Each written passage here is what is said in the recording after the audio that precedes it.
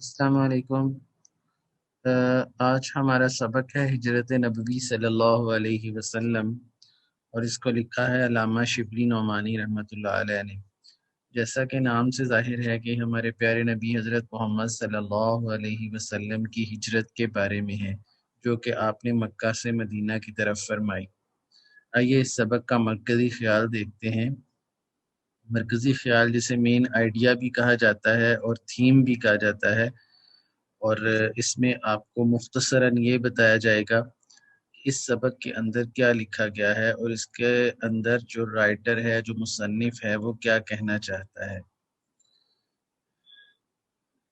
مرکزی خیال میں ہم دیکھتے ہیں کہ اس مضمون میں مصنف نے ہجرت مدینہ کے واقعات کو بیان کیا ہے۔ جب قریش اور کفار کے مظالم بہت زیادہ بڑھ گئے تو حضور صلی اللہ علیہ وسلم نے اللہ کے حکم سے مدینہ کی طرف ہجرت کی۔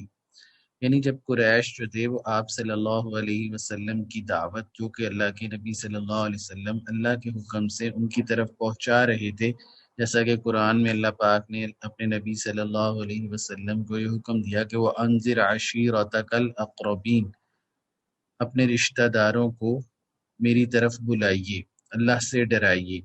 جب حضور اکرم صلی اللہ علیہ وسلم اس کام کو کرنے لگے تو چونکہ وہ بتوں کے پوجنے والے تھے، اور وہ اس چیز کو قبول کرنے کے لیے تیار ہی نہیں تھے کہ ایک اللہ ہے اور اسی کی عبادت ہمیں کرنی چاہیے۔ ایک اللہ کی ذات کا تصور ان کے لیے نیا تھا، تو انہوں نے حضور اکرم صلی اللہ علیہ وسلم اور آپ کے ساتھیوں پر مصائب اور ظلم کے پہاڑ توڑ دیے۔ حضور اکرم صلی اللہ علیہ وسلم نے اللہ کے حکم سے مدینہ کی طرف ہجرت فرمائی۔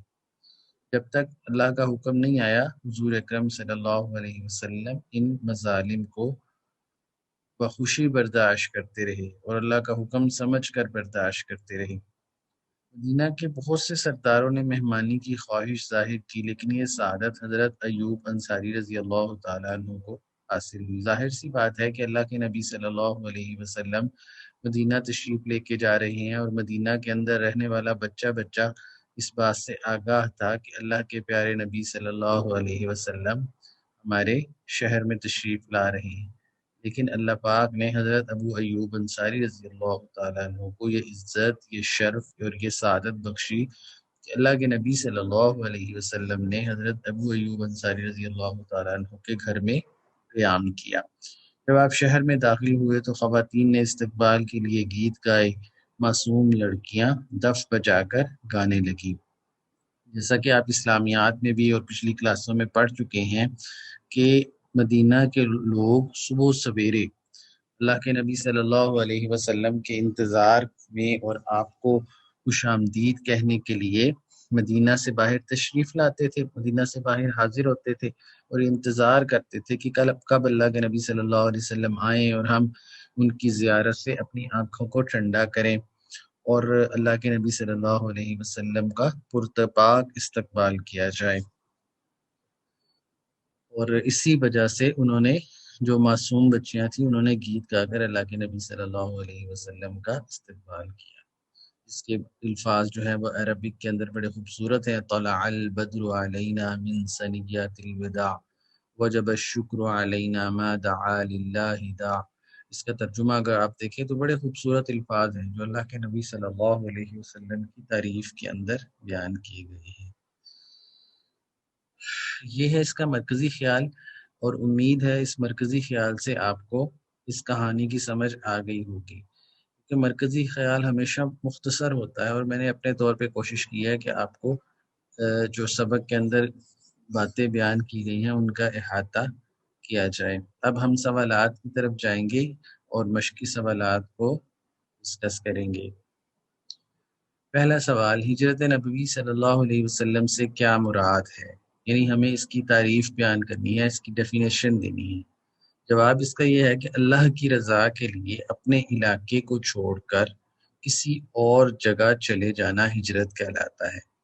یعنی اللہ کی رضا کے لیے، اللہ کو خوش کرنے کے لیے، کوئی اور مقصد نہ ہو، کوئی دنیاوی مقصد نہ ہو، اللہ کی رضا کے لیے اپنے علاقے کو چھوڑ کر کسی اور جگہ چلے جانا ہجرت کہلاتا ہے۔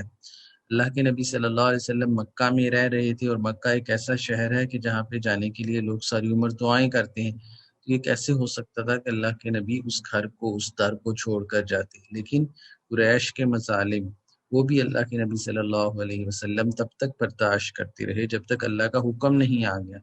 پھر آپ صلی اللہ علیہ وسلم نے اللہ کے حکم سے اس در کو چھوڑا. تو اللہ کی رضا کے لیے اپنے علاقے کو چھوڑ کر کسی اور جگہ چلے جانا ہجرت کہلاتا ہے. قریش کے ظلم و ستم سے تنگ آ کر حضور اکرم صلی اللہ علیہ وسلم مکہ مکرمہ کو چھوڑ کر مدینہ منورہ چلے گئے. اس کو ہجرت نبوی کہتے ہیں، یعنی یہ جانا ہجرت نبوی کہلاتا ہے، جو کہ مشہور ہے. دوسرا سوال دیکھیں، رسول پاک صلی اللہ علیہ وسلم نے نبوت کے کون سے سال ہجرت فرمائی؟ رسول پاک صلی اللہ علیہ وسلم نے نبوت کے 13ویں سال ہجرت فرمائی. جیسا کہ آپ کو معلوم ہے کہ اللہ کے نبی کا قیام 13 سال مکہ میں رہا اور 10 سال مدینہ میں. تو نبوت کے 13ویں سال آپ صلی اللہ علیہ وسلم نے ہجرت فرمائی. تیسرا سوال یہ ہے کہ حضرت امیر سے کون سی شخصیت مراد ہے؟ حضرت امیر کا لفظ جو ہے وہ آپ کی کتاب کے اندر استعمال کیا گیا ہے، آپ کے اس سبق کے اندر، اور اس سے پہلے شاید آپ نے یہ کبھی نہ سنا ہو اور اس کی وضاحت بھی نہیں کی گئی. لیکن جو جو شخصیت اس سے مراد لی گئی ہے اور جس شخصیت کو اس کے ساتھ منسلک کیا گیا ہے وہ ہے حضرت علی رضی اللہ تعالیٰ عنہ کی شخصیت. اس کا جواب ہم یہ لکھیں گے کہ حضرت امیر سے مراد حضرت علی رضی اللہ تعالیٰ عنہ کی شخصیت ہے. چوتھا سوال دیکھیں، رسول پاک صلی اللہ علیہ وسلم نے حضرت علی سے کیا ارشاد فرمایا؟ رسول پاک صلی اللہ علیہ وسلم نے حضرت علی سے ارشاد فرمایا، مجھے اللہ کی طرف سے ہجرت کا حکم ہوا ہے، میں آج مدینہ روانہ ہو جاؤں گا، تم میرے پلنگ پر میری چادر اوڑھ کر سو جاؤ، صبح سب کی امانتیں واپس دے آنا.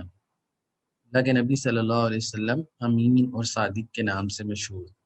لوگ اپنی امانتیں اللہ کے نبی کے پاس رکھواتے تھے، اس لیے حضور اکرم صلی اللہ علیہ وسلم نے یہ خدمت حضرت علی رضی اللہ تعالیٰ عنہ کے سپرد کی کہ یہ امانتیں لوگوں تک پہنچا کر تم مدینہ تشریف لے آنا. پانچواں سوال، حضرت اسماء رضی اللہ تعالی عنہ کون تھی؟ حضرت اسماء رضی اللہ تعالی عنہ حضرت ابوبکر کی بیٹی تھی. رسول پاک صلی اللہ علیہ وسلم نے ہجرت کرتے ہوئے غار ثور میں قیام کیا، آپ 3 دن وہاں کھانا پہنچاتی رہیں.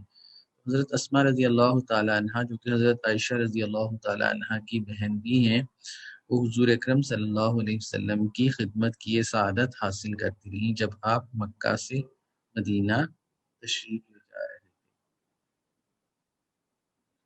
قریش نے رسول پاک صلی اللہ علیہ وسلم اور حضرت ابوبکر کو گرفتار کرنے کا کیا انعام مقرر کیا؟ قریش نے اعلان کیا کہ جو کوئی رسول پاک صلی اللہ علیہ وسلم اور حضرت ابوبکر رضی اللہ تعالیٰ عنہ کو گرفتار کر کے لائے گا، اسے 100 اونٹ انعام دیا جائے گا. یعنی کہ ایک بہت بڑا انعام تھا اس وقت.